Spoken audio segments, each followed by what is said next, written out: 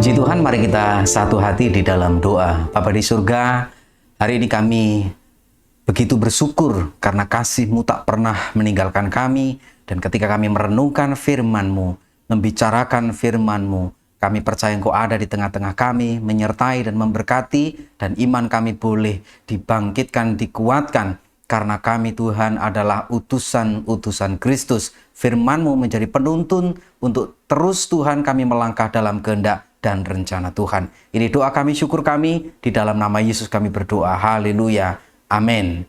Puji Tuhan, Bapak, Ibu, dan Saudara sekalian, kita berjumpa kembali dalam program pendalaman Alkitab, yaitu Biblical Enlightening Study Training, di mana kita akan belajar teologi yang praktis, dan kita sekarang sampai kepada pelajaran yang disebut dengan misiologi, ilmu tentang misi.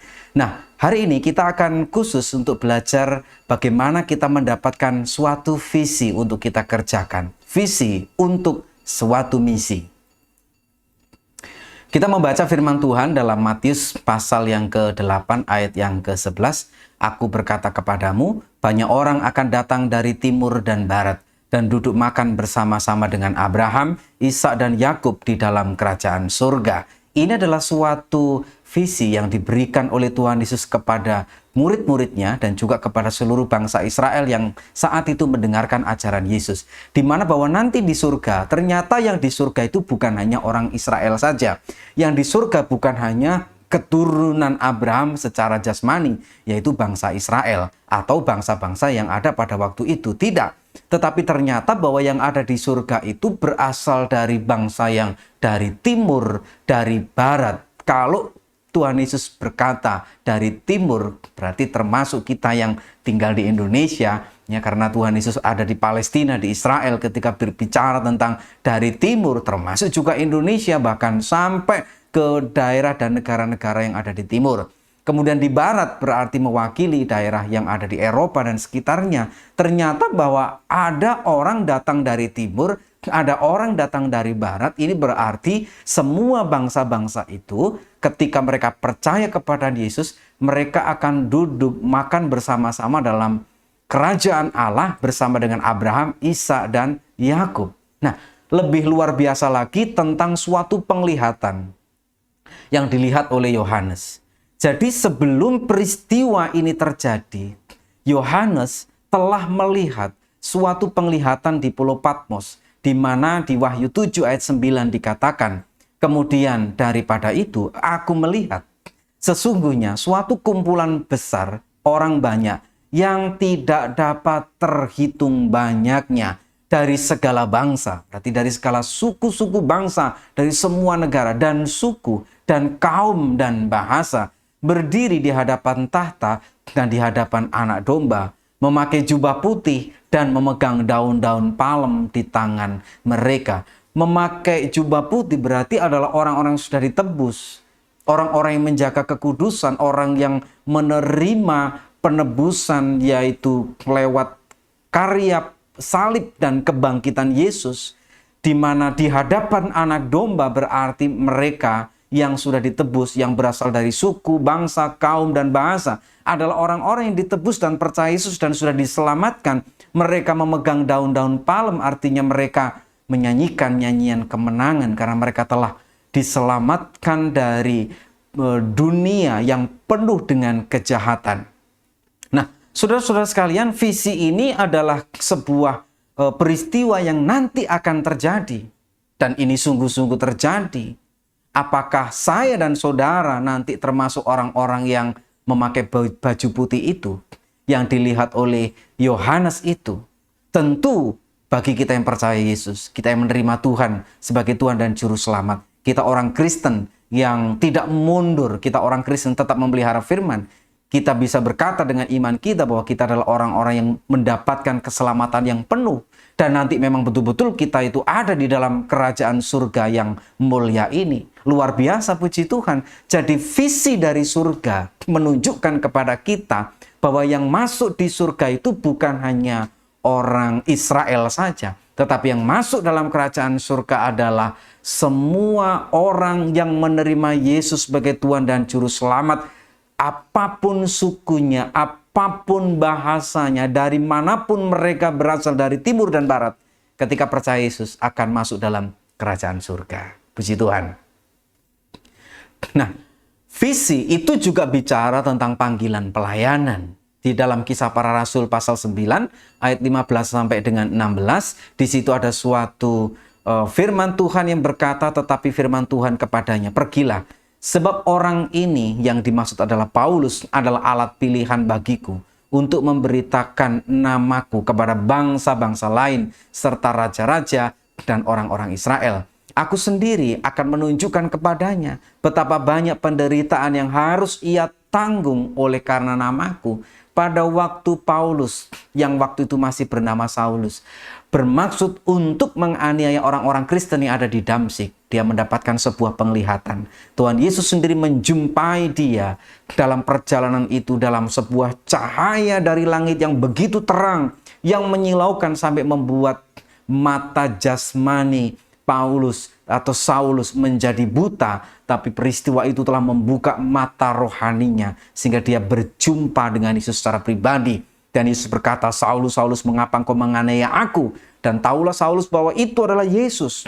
Dan kemudian Roh Kudus, Roh Yesus juga bicara kepada Ananias untuk kemudian mendoakan Saulus supaya bisa melihat di dalam ungkapan, di dalam penyataan firman itu dikatakan bahwa Saulus nantinya, Paulus nantinya adalah orang yang dipilih Tuhan dengan suatu visi, dengan suatu panggilan pelayanan yang khusus kepada bangsa-bangsa lain. Mungkin panggilan pelayanan ini berbeda dengan apa yang ada di dalam kehidupan rasul-rasul di Yerusalem. Misalnya Yakobus atau Petrus yang pada waktu itu lebih fokus pelayanannya kepada orang-orang Yahudi. Tetapi Paulus dipanggil dengan suatu visi, dengan suatu panggilan pelayanan khusus, yaitu memberitakan Injil kepada bangsa-bangsa lain. Dan untuk hal itu, dia menderita begitu banyak aniaya. Tapi itulah cintanya kepada Tuhan. Demikian juga dengan pribadi yang bernama Timotius. Firman Tuhan mencatat di dalam 1 Timotius pasal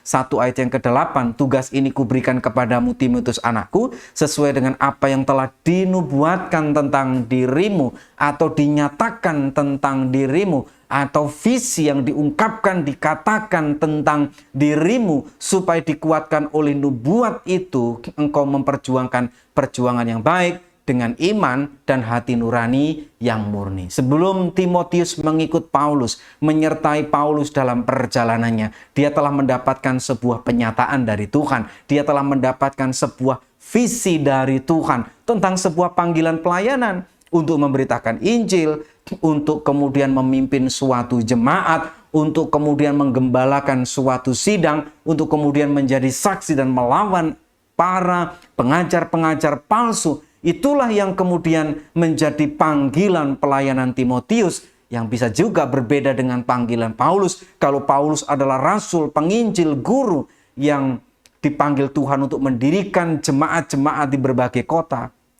Tetapi Timotius memiliki panggilan pelayanan untuk apa? Menggembalakan jemaat-jemaat, untuk menolong pelayanan para rasul, untuk melatih para penatua, menasehati jemaat Tuhan, melawan ajaran palsu. Sehingga Timotius seringkali menetap di jemaat di Efesus. Dia juga menetap beberapa waktu mungkin di Korintus dan seterusnya. Itu adalah sebuah panggilan khusus bagi Timotius. Dia adalah seorang hamba Tuhan yang menggembalakan suatu sidang. Nah, selanjutnya,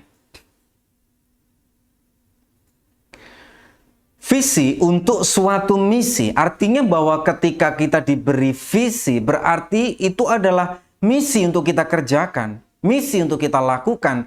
Dan ingat bahwa visi tiap-tiap orang, visi tiap-tiap gereja tentu berbeda-beda. Di mana dalam pelayanan kita mendapatkan visi, dan misi kita harus kita lakukan berdasarkan suatu visi. Kalau kita melakukan misi tidak didasari suatu visi, misi kita tidak akan terarah dengan baik. kita tidak mencapai suatu sasaran ya. Tidak ada sesuatu yang fokus untuk kita kerjakan sehingga kita mengerjakan ini belum selesai, kita berganti dengan itu. Makanya begitu banyak orang, begitu banyak hamba Tuhan mungkin yang pelayanannya berpindah-pindah, pelayanannya tidak terarah, pelayanannya begitu banyak kegiatan tetapi hasilnya tidak ada yang maksimal. Kenapa? Karena mungkin misinya tidak didasari oleh suatu visi. Dalam Kisah Para Rasul pasal 10 ayat 11 sampai 16 ada suatu firman yang kita baca dan kita renungkan yang menandakan adanya suatu visi yang menuntun sebuah pelayanan. Ayat 11 dikatakan, "Tampak olehnya langit terbuka dan turunlah suatu benda berbentuk kain lebar yang tergantung pada keempat sudutnya, yang diturunkan ke tanah. Di dalamnya terdapat pelbagai jenis binatang berkaki empat, binatang menjalar dan burung. Kedengarlah olehnya suatu suara yang berkata, 'Bangunlah hai Petrus, sembelihlah dan makanlah.' Tetapi Petrus menjawab, 'Tidak Tuhan, tidak, sebab aku belum pernah makan sesuatu yang haram, yang tidak tahir.' Kedengaran pula untuk kedua kalinya suara yang berkata kepadanya, 'Apa yang dinyatakan halal oleh Allah, tidak boleh engkau nyatakan haram.' Hal ini terjadi sampai 3 kali, dan segera sesudah itu terangkatlah benda itu ke langit." Saudara-saudara kalian, dalam pelayanannya Petrus sepertinya masih belum mengalami sebuah perubahan paradigma dalam misinya. Dia masih berpikir bahwa dia khusus memberitakan Injil kepada orang-orang Yahudi, sementara kepada bangsa-bangsa lain bisa jadi dia punya pikiran awalnya Roh Kudus nggak bisa dicurahkan kepada mereka yang berasal dari bangsa-bangsa lain. Tetapi dalam penglihatan ini dia dibukakan, yaitu bahwa apa yang dinyatakan halal jangan disebut sebagai sesuatu yang haram. Artinya bahwa bangsa-bangsa yang lain pun juga berhak mendapatkan keselamatan. Dan ternyata betul, ternyata visi ini menuntun Petrus untuk melakukan suatu misi untuk memberitakan Injil kepada keluarga Kornelius. Sehingga apa yang terjadi? Kalau kita membaca kisah selanjutnya, Kornelius akhirnya menerima Yesus sebagai Tuhan dan Juru Selamat. Akhirnya juga Petrus mengerti dan tidak merasa enggan untuk pergi memberitakan Injil kepada Kornelius yang bukan orang Yahudi. Mungkin tanpa visi ini Petrus sendiri juga ragu untuk pergi ke tempatnya Kornelius. Tetapi ketika dia sudah dituntun oleh suatu visi bahwa keselamatan juga untuk bangsa-bangsa lain, Injil juga bukan hanya untuk orang Yahudi tetapi untuk bangsa lain, visi ini membuat Petrus memiliki paradigma baru sehingga dia melakukan misinya untuk memberitakan Injil kepada Kornelius dan seisi rumahnya. Mari kita lihat selanjutnya. Di dalam Kisah Para Rasul 16 ayat 6 sampai dengan 10 ada suatu penglihatan, ada suatu visi yang menuntun. Ayat yang ke-6 berkata, mereka melintasi tanah Frigia dan tanah Galilea, karena Roh Kudus mencegah mereka untuk memberitakan Injil di Asia. Dan setibanya di Misia, mereka mencoba masuk ke daerah Bitinia, tetapi Roh Yesus tidak mengizinkan mereka. Setelah melintasi Misia, mereka sampai di Troas. Pada malam harinya tampak oleh Paulus suatu penglihatan, berarti suatu visi. Ada seorang Makedonia berdiri di situ dan berseru kepadanya, katanya, "Menyeberanglah kemari dan tolonglah kami." Nah, saudara-saudara sekalian, ayat ini juga memberikan sebuah visi bahwa ketika Paulus dalam misi perjalanannya, dia mau pergi ke Asia, kota yang besar. Tetapi kemudian Roh Kudus mencegahnya. Mencegah dia untuk memberitakan Injil di Asia, atau mungkin dia juga mau melintas ke daerah yang lain. Kemudian juga ternyata Roh Yesus mencegahnya, tidak mengizinkan mereka untuk pergi ke Bitinia dan seterusnya. Ternyata bahwa Tuhan mengendaki, Roh Kudus mengendaki, Tuhan Yesus mengendaki supaya Paulus bersama dengan rekan-rekan sekerjanya pergi ke Makedonia, yaitu pergi ke wilayah Eropa. Makanya kemudian sampailah dia di Filipi, sampailah dia di Berea, di Tesalonika, di Athena, dan di Korintus. Sehingga di kota-kota itu pada akhirnya berdirilah jemaat Tuhan. Sementara misi ke Asia baru kemudian dilanjutkan oleh misionari yang lain. Sehingga kalau kita hari ini mendengar sebuah sejarah pekabaran Injil yang ada di China, yang ada di India, yang ada di Indonesia, bukan dikerjakan oleh para rasul, tapi dikerjakan oleh murid dari para rasul itu atau oleh generasi yang selanjutnya, saudara-saudara sekalian. Sementara Paulus bersama rekan-rekan kerjanya, mereka fokus memberitakan Injil ke Eropa, sehingga Romawi, kerajaan Romawi pada akhirnya juga semuanya mereka percaya kepada Tuhan Yesus. Sehingga apa? Pelayanannya berhasil. Saudara-saudara sekalian, bayangkan kalau misalnya Paulus dan rekan-rekannya tidak mendapatkan visi ini, tentu mereka pergi ke Asia. Belum tentu pelayanannya berhasil. Belum tentu juga Injil diberitakan seluas ini sampai ke ujung-ujung bumi. Tetapi rencana Tuhan memang tidak pernah gagal. Visi diberikan untuk apa? Menuntun sebuah misi. Sehingga pada waktu kita pelayanan, pada waktu kita memberitakan Injil, apapun yang kita lakukan harus kita dasari dengan firman Tuhan pertama kali. Dan harus kita dasari dengan tuntunan Tuhan. Visi dari Tuhan. Puji Tuhan. Nah, di ayat yang ke-10 setelah Paulus melihat penglihatan itu, segeralah kami mencari kesempatan untuk berangkat ke Makedonia. Karena dari penglihatan itu kami menarik kesimpulan bahwa Allah telah memanggil kami untuk memberitakan Injil kepada orang-orang di sana, yaitu orang-orang di Makedonia. Rencana Tuhan tidak pernah gagal. Puji Tuhan. Nah, ketika kita memiliki sebuah visi yang menuntun pelayanan kita, sama seperti Paulus dituntun untuk ke wilayah Makedonia sehingga Injil diberitakan di Eropa, demikian juga kita harus mendoakan visi itu. Kita berdoa di dalam misi kita. Mengapa kita berdoa? Karena kita harus mengandalkan Tuhan. Bukan kita berdoa untuk supaya visi itu terjadi. Visi pasti terjadi, tapi kita berdoa dalam misi supaya kita diberi kekuatan, supaya kita diberi kesempatan. Sehingga kalau kita membaca 2 Tesalonika pasal 3 ayat 1-2, firman Tuhan berkata selanjutnya, saudara-saudara, berdoalah untuk kami, supaya firman Tuhan beroleh kemajuan dan dimuliakan, sama seperti yang telah terjadi di antara kamu, dan supaya kami terlepas dari para pengacau dan orang-orang jahat, sebab bukan semua orang beroleh iman. Ingat, di dalam misi selalu akan ada tantangan. Di dalam misi selalu akan ada hambatan. Meskipun visi begitu jelas, bukan berarti bahwa misi kita akan mulus. Misi kita tidak melewati gunung yang terjal atau lembah yang dalam. Tetapi ketika kita melakukan misi, ada begitu banyak masalah dan tantangan. Untuk itu berdoalah kepada Tuhan. Firman Tuhan juga mengajarkan kepada jemaat untuk apa? Mendukung hamba Tuhan yang pelayanan. Mendukung para misionari. Supaya apa?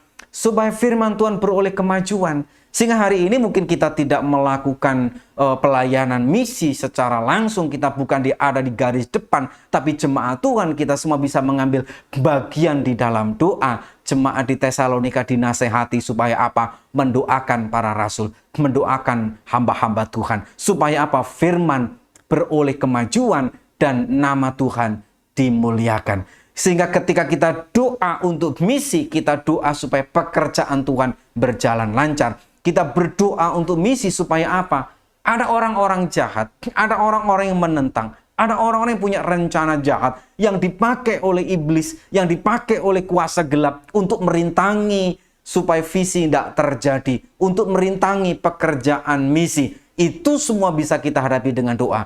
Kita tidak mungkin mengangkat sebuah perlawanan secara fisik, sebab musuh kita bukan darah dan daging. Kalau hari ini kita sedang menghadapi misi dan misi kita menghadapi tantangan, bukan berarti kita melakukan perlawanan secara fisik, tidak. Tetapi kita harus melakukan perlawanan dalam dimensi rohani, yaitu lewat doa. Sebab peperangan kita bukan melawan darah daging, tapi melawan penghulu-penghulu di udara, melawan roh-roh jahat yang memakai orang-orang jahat yang membuat kekacauan sehingga pekerjaan Tuhan terkadang terhambat oleh ulah mereka yang saya bilang tidak bertanggung jawab. Selanjutnya, kita juga harus berdoa. Dan di dalam doa kita haruslah doa yang misioner. Doa yang misioner bukan doa untuk Tuhan berkati saya. Doa yang misioner bukan berdoa untuk diri kita sendiri supaya kita memperoleh ini dan itu. Tidak. Tetapi doa yang misioner adalah suatu syafaat. Pada waktu Abraham mendengar bahwa Sodom dan Gomora akan dihancurkan, Doa Abraham adalah bukan untuk dirinya, tapi doa Abraham adalah untuk Lot bersama dengan keluarganya. Doanya adalah supaya Sodom dan Gomora beroleh kemurahan, karena bagaimanapun juga penduduk Sodom dan Gomora adalah umat Tuhan, tetapi yang menolak Tuhan. Mereka bangsa yang berdosa. Sehingga pada waktu dia berdoa, dia berkata, sekiranya kurang 5 orang dari ke-50 orang benar itu, apakah engkau akan memusnahkan seluruh kota itu? Karena yang 50 itu, firman-Nya, aku tidak memusnahkannya jika kudapati 45 di sana. Lagi Abraham melanjutkan perkataannya kepadanya, sekiranya 40 didapati di sana, firman-Nya, aku tidak akan berbuat demikian, karena yang 40 itu, ayat 30, katanya, janganlah kiranya Tuhan murka. Kalau aku berkata sekali lagi, sekiranya 30 didapati di sana, firman-Nya, aku tidak akan berbuat demikian jika aku dapati 30 di sana. Ayat 31. Katanya, sesungguhnya aku telah memberanikan diri berkata kepada Tuhan, sekiranya 20 didapati di sana, firman-Nya, aku tidak akan memusnahkannya karena yang 20 itu. Katanya, janganlah kiranya Tuhan murka. Kalau aku berkata lagi, sekali ini saja, sekiranya 10 didapati di sana, firman-Nya, aku tidak akan memusnahkannya karena yang 10 itu. Saudara-saudaraku, perhatikan doa Abraham yang misioner. Dia memberanikan dirinya, dia mengungkapkan isi hatinya, dia berdoa untuk suatu bangsa yang tidak memuliakan Tuhan. Kalau didapati 10 orang, apakah kota Sodom dan Gomora akan dihancurkan? Tuhan bilang tidak. Tapi nyatanya, apakah ada 10 orang benar di sana? Tidak. Mungkin yang terhitung oleh benar atau yang benar di hadapan Tuhan adalah Lot, istrinya, dan kedua anaknya. Bilangan yang sangat sedikit, bahkan calon menantu Lot dan anak-anaknya adalah orang-orang yang juga tidak mencintai Tuhan dan tidak hidup dalam kebenaran. Saudara-saudara sekalian, hari ini kita perlu berdoa, dan isi doa kita haruslah doa yang misioner. Kita harus berdoa untuk bangsa kita, masyarakat kita, tetangga sekeliling kita. Kita berdoa memberkati mereka supaya bangsa kita diselamatkan, bangsa kita tetap bersatu, bangsa kita merasakan kasih Tuhan, bangsa kita terbebas dari sakit penyakit, bangsa kita terhindar dari berbagai macam kekacauan. Kalau ada orang punya rencana jahat ingin menghancurkan bangsa kita, kalau ada kekuasaan asing yang merencanakan semua kejahatan yang mau mengacaukan bangsa kita, kita tidak bisa menghadapinya secara fisik. Kita perlu mendoakan bangsa kita.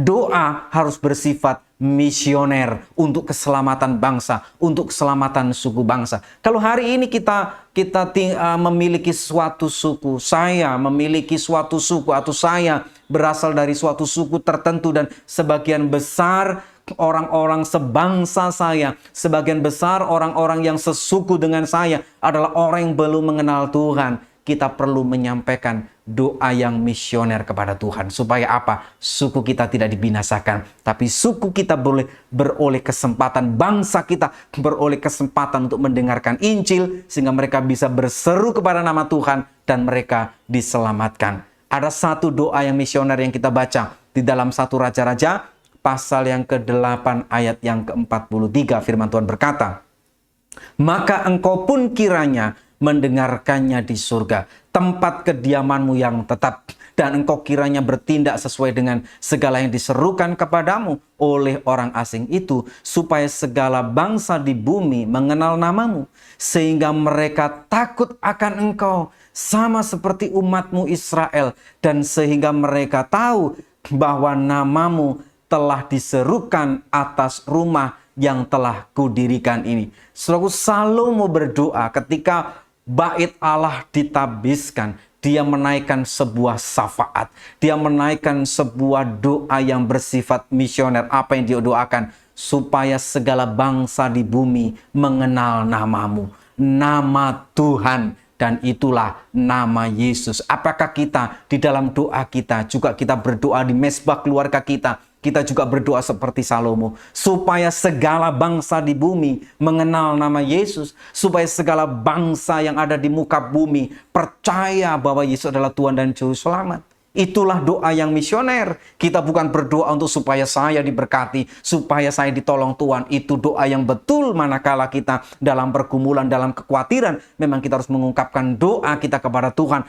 Tapi ingatlah baik-baik, kita pun juga berdoa untuk misi. Supaya apa? Supaya firman beroleh kemajuan. Kita juga berdoa dengan doa yang misioner, yaitu mendoakan bangsa yang tidak mengenal Tuhan, supaya mereka beroleh kesempatan untuk mengenal Tuhan. Puji Tuhan. Selanjutnya,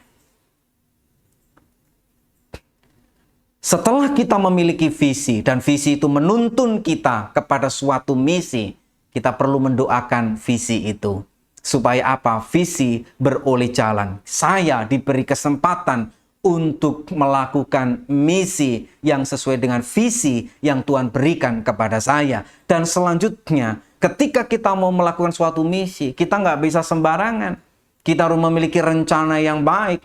Lukas 14 ayat 31 sampai 32 berkata, atau raja manakah yang kalau mau pergi berperang melawan raja lain, tidak duduk dahulu untuk mempertimbangkan apakah dengan 10.000 orang ia sanggup menghadapi lawan yang mendatanginya dengan 20.000 orang. Jikalau tidak, ia akan mengirim utusan selama musuh itu masih jauh untuk menanyakan syarat-syarat perdamaian. Saudara-saudara sekalian, ini adalah suatu perumpamaan yang menggambarkan setiap orang yang mau ikut Yesus, setiap orang yang mau ikut Tuhan, di mana bahwa ketika kita mengikut Tuhan, Tuhan berkata, anak manusia tidak punya tempat untuk meletakkan kepalanya. Seorang pembajak yang menoleh ke belakang, dia tidak layak untuk kerajaan surga. Artinya bahwa ketika mengikut Yesus, mengikut Tuhan, ada begitu banyak persoalan, ada begitu banyak tantangan. Pada waktu kita mau melakukan misi, kita harus mengerti ada begitu banyak masalah. Dan kita perlu menyusun rencana. Apakah kita kuat pada waktu kita melakukan misi itu? Artinya kita mengandalkan Tuhan. Artinya bahwa kita memang tahu Tuhan menyertai. Tetapi Tuhan tentu juga memberikan hikmat. Jangan sampai kita melakukan misi, tetapi misi itu adalah misi yang tidak mungkin kita lakukan kalau kita nggak punya persiapan. Jadi pertama-tama kita persiapkan diri kita. Adakah iman kita kuat? Adakah panggilan kita kuat? Supaya pada waktu kita memberitakan Injil, jangan sampai kita sendiri tertolak karena kita tidak mampu menghadapi tantangan dan godaan yang ada di dunia. Selanjutnya, kita harus merencanakan baik-baik misi itu. Setelah kita merencanakan baik-baik misi, mengukur kemampuan kekuatan kita, memperlengkapi diri. Kita memperlengkapi diri dengan pelatihan, dengan sekolah Alkitab, dengan diskusi dengan gembala kita. Kita juga ada dalam satu persekutuan, kita mempersiapkan diri. Selanjutnya, setelah kita berdoa dan mempersiapkan diri, selanjutnya adalah misi itu harus dilaksanakan. Visi itu harus dilaksanakan. Kita memiliki visi yang besar. Kita merencanakan dengan perencanaan yang hebat. Tapi kalau rencana dan visi itu tidak kita lakukan, itu hanya akan sebatas visi yang menjadi mimpi dan tidak pernah menjadi kenyataan. Misi artinya apa? Melaksanakan visi. Artinya kita pergi melakukan apa yang Tuhan nyatakan, sehingga di dalam 1 Korintus pasal 9 ayat 24 sampai 27 memberikan suatu peringatan kepada kita. Tidak tahukah kamu bahwa dalam gelanggang pertandingan semua peserta turut berlari, tetapi bahwa hanya satu orang saja yang mendapat hadiah. Karena itu larilah begitu rupa sehingga kamu memperolehnya. Tiap-tiap orang yang turut mengambil bagian dalam pertandingan menguasai dirinya dalam segala hal. Mereka berbuat demikian untuk memperoleh suatu mahkota yang fana, tetapi kita untuk memperoleh suatu mahkota yang abadi. Sebab itu aku tidak berlari tanpa tujuan, dan aku bukan petinju yang sembarangan saja memukul, tetapi aku melatih tubuhku dan menguasainya seluruhnya, supaya sesudah memberitakan Injil kepada orang lain, jangan aku sendiri ditolak. Artinya apa? Pada waktu kita melaksanakan misi, pada waktu kita melaksanakan visi, kita harus melatih diri kita. Kita harus mengikuti peraturan-peraturan, yaitu kebenaran firman Tuhan. Kita harus hidup dalam kebenaran firman. Karena dalam pertandingan ini bukan masalah kita nomor 1 atau nomor 2. Kita yang menang adalah kita yang terus bertanding, terus maju, dan tidak memusingkan diri kita sendiri. Artinya bahwa kita harus terus berlari. Bukan masalah nomor 1, nomor 2, tetapi terus berlari untuk apa? Memperoleh mahkota, yaitu keselamatan kehidupan kita. Artinya saudara, kalau kita sudah mengambil bagian dalam pelayanan, jangan pernah ada kata mundur. Kalau kita sudah mendapatkan satu visi, tangkap visi itu, lakukan visi itu, dan jangan pernah berkata, aku mundur, aku berhenti dulu, aku tidak layak, dan seterusnya. Jangan. Tetapi kita harus mengambil bagian dalam pertandingan itu. Mari kita belajar menguasai diri kita. Jangan kita tergoda dengan kenikmatan dunia. Jangan kita kalah dengan pencobaan. Kuasai diri. Lakukan firman Tuhan dengan sungguh-sungguh. Kalau kita diizinkan Tuhan dalam sebuah pertandingan rohani, musuh kita adalah kuasa iblis, kuasa jahat. Kita mungkin diperhadapkan dengan orang-orang yang bermaksud menggagalkan misi kita, tetapi bukan orang itu yang menjadi musuh kita. Kita harus tetap mengasihi orangnya. Kita memiliki hati Kristus, bahkan orang yang memusuhi kita pun harus kita kasihi. Kenapa? Karena itulah misi. Karena misi kekristenan adalah misi kasih, misi mencintai jiwa-jiwa. Kita tidak sembarangan saja memukul. Artinya ada orang melakukan kejahatan kepada kita, kita juga membalasnya dengan kejahatan. Tidak. Ketika orang mungkin mengganggu pekerjaan Tuhan, ketika orang mungkin berbuat jahat kepada kita, kita bukan membalasnya dengan pukulan, tapi kita membalasnya dengan kasih. Kejahatan dibalas dengan kebaikan, itulah yang dikehendaki Tuhan. Makanya kita harus melatih diri kita, pikul salib, sangkal diri. Kita kuasai diri kita pada waktu kita melakukan misi, pada waktu kita mengejar visi, supaya apa? Supaya pada waktu kita memberitakan Injil kepada orang lain, jangan sampai kita sendiri kemudian tidak mendapat keselamatan, karena mungkin kita hanya menjadi pemberita, tapi kita bukan pelaku. Banyak orang hanya memperkatakan tentang Yesus, tapi dia sendiri tidak pernah mendengarkan Yesus bicara, tidak pernah taat melakukan firman Tuhan. Tidak ubahnya kita adalah orang-orang dunia yang mungkin berlabel Kristen, berlabel hamba Tuhan, tapi kehidupan kita tidak mencerminkan kekudusan. Kehidupan kita tidak menunjukkan buah-buah roh. Kita hanya memberitakan, tapi kita tidak melakukan. Kita tidak memiliki integritas dan kehidupan rohani yang baik. Itu berarti kita melaksanakan visi, tetapi kita sendiri tidak masuk di dalam visi itu. Orang lain diselamatkan, kita sendiri ditolak. Kenapa? Karena kita hanya memberitakan dan tidak mau melakukan. Kita sedang membohongi diri kita sendiri. Bagaimana melaksanakan visi? Lakukan firman. Kita menjadi garam dan terang dunia. Saudara-saudara sekalian, melaksanakan visi digambarkan seperti seorang prajurit yang baik. Dalam 2 Timotius 2 ayat 3-6 dikatakan, ikutlah menderita sebagai seorang prajurit yang baik dari Kristus Yesus. Seorang prajurit yang sedang berjuang, tidak memusingkan dirinya dengan soal-soal penghidupannya, supaya dengan demikian ia berkenan kepada komandannya. Saudara sekalian, kita ini sebagai seorang misioner yang diutus ke dalam dunia, kita adalah utusan Kristus, duta-duta surgawi. Pada waktu kita hidup di dunia, kita digambarkan seperti seorang prajurit. Suka tidak suka, kita sedang menghadapi sebuah pertempuran. Mau atau tidak, kita sedang menghadapi musuh-musuh. Apa itu? Dosa. Kita memerangi dosa. Kita memerangi kejahatan. Kita memerangi pencobaan-pencobaan yang menghadang di dalam sisi dan di depan kehidupan kita. Sehingga kita harus tetap berjuang.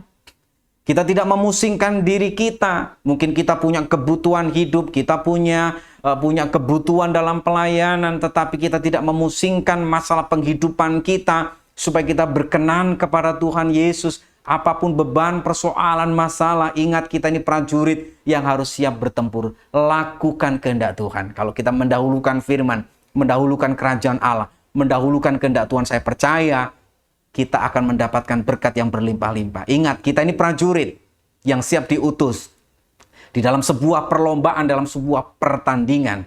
Dan gambaran yang kedua adalah kita digambarkan sebagai seorang olahragawan, hanya dapat memperoleh mahkota sebagai juara apabila ia bertanding menurut peraturan-peraturan olahraga. Sekali lagi diulangi. Jadi kalau kita melaksanakan visi, itu berarti kita ini harus memperbaiki diri. Karena dengan memperbaiki diri, kita menghasilkan buah pertobatan, kita memiliki integritas yang hidup, itu berarti hidup kita sudah menjadi terang. Apa artinya? Kita menceritakan nama Yesus, kita sendiri tidak cinta Yesus.